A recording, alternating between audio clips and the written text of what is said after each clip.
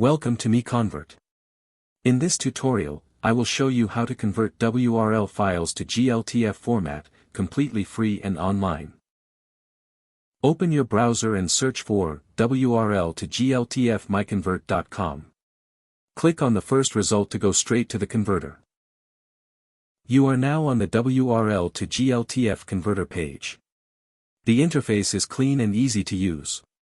Let's upload a file. Click the Choose File button.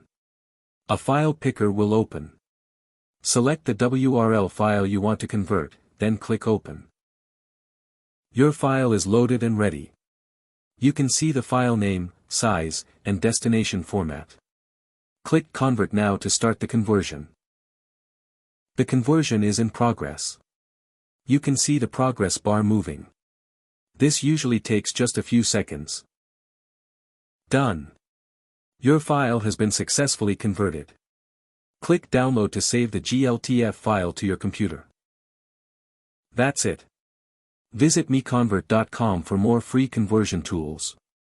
Subscribe for more tutorials. Thanks for watching.